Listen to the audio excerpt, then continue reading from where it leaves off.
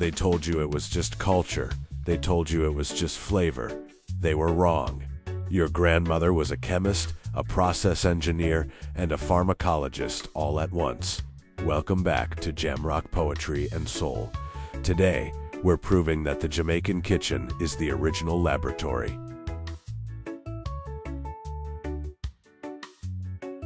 Let's start with the big debate: washing meat.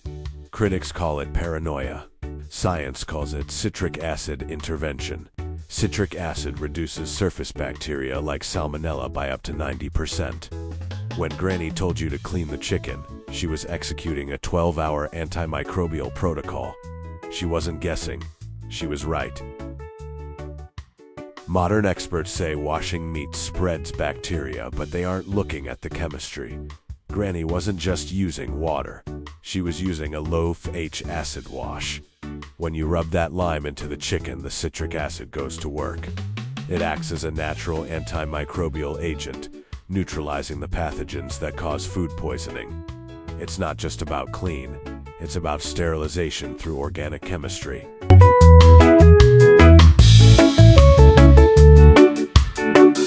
Ever wonder why you can't stop stirring the cornmeal? Gelatinization. Between 62 and 72 degrees, starch molecules hydrate. Constant stirring isn't just effort, it's temperature control to prevent clumping. Your mother wasn't just cooking, she was managing a controlled starch hydration process. The constant motion ensures even heat distribution, allowing the proteins and starches to bond into a consistent gel. This is thermal physics in a saucepan. Granny knew that a lumpy porridge was a failure of science, not just a mistake in the kitchen. In the yard, we stir with purpose because we understand the flow.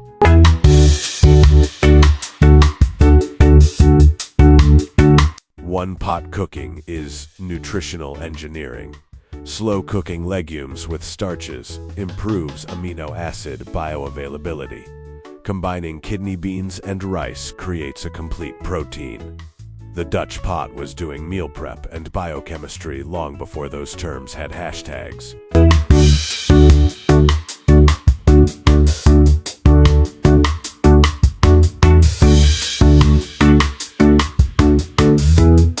The Jamaican one pot is a masterclass in nutritional engineering. In Western cooking, nutrients are often lost when you boil vegetables and pour the water away.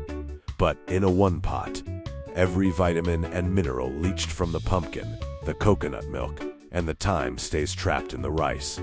We call it seasoning the pot, but science calls it the preservation of water-soluble micronutrients. Nothing is wasted.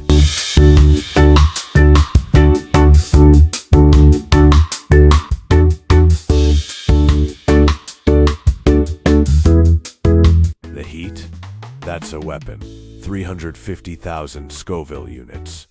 Capsaicin triggers the same nerve receptors as a physical burn, forcing your brain to release endorphins. That's why the food is addictive. Granny was prescribing endorphin therapy through curry goat decades before the pharmaceutical industry caught up. The Scotch Bonnet isn't just a pepper, it's a chemical powerhouse. It measures up to 350,000 on the Scoville scale. That burn you feel is caused by a compound called capsaicin. But here is the secret. Capsaicin isn't a flavor, it's a sensation of heat that triggers your brain's survival mode. Your body thinks it's under attack by fire, so it prepares a countermove.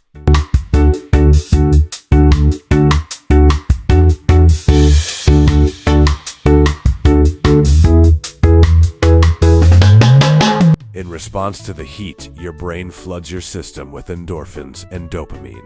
These are the body's natural painkillers and feel-good chemicals. This is why we crave the heat. It's a natural pepper high that reduces stress and boosts the mood. Granny wasn't just seasoning the food. She was administering a dose of natural happiness. It's therapy in a pepper sauce.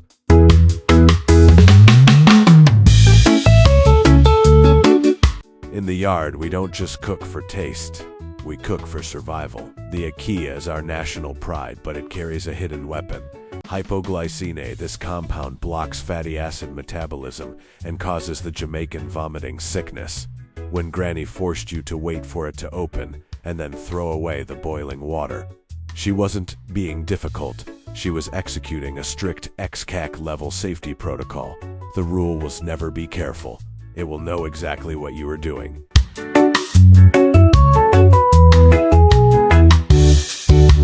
In Jamaica, we don't just cook for taste, we cook for survival.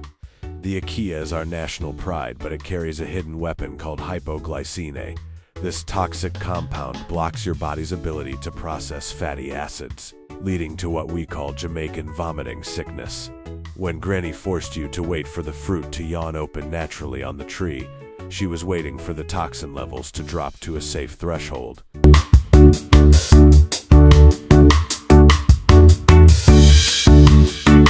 But the science doesn't stop at the tree.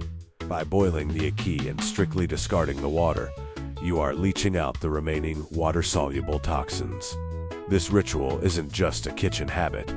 It is a high-level safety protocol that our export industry still uses today. The rule was never just to be careful. It was to know exactly what you were doing. In the yard, knowledge is the ultimate ingredient.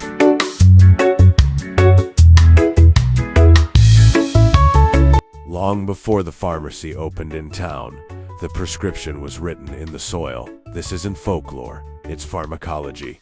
Cerasay has documented properties studied in over 30 clinical trials, and fever grass contains citrulline compound with proven anti-inflammatory effects. With over 200 medicinal plants cataloged by UWI Mona, our ancestors weren't just boiling bush, they were practitioners of a deep indigenous science.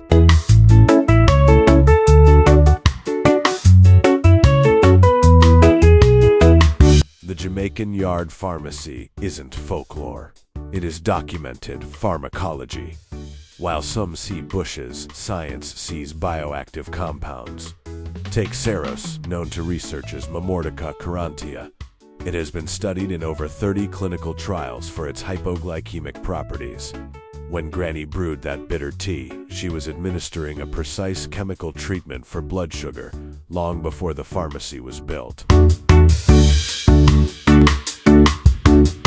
Then there is fever grass or lemongrass. It contains citro, a powerful compound with proven anti-inflammatory and antimicrobial effects.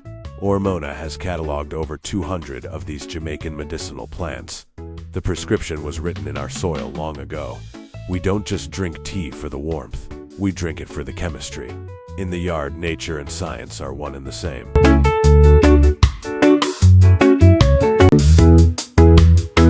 Indigenous knowledge isn't superstition, it's peer-reviewed by centuries of survival. We don't need a lab coat to know the truth. If you respect the science of the yard, hit that sub button. We're filling the basket, one cocoa at a time. Walk good.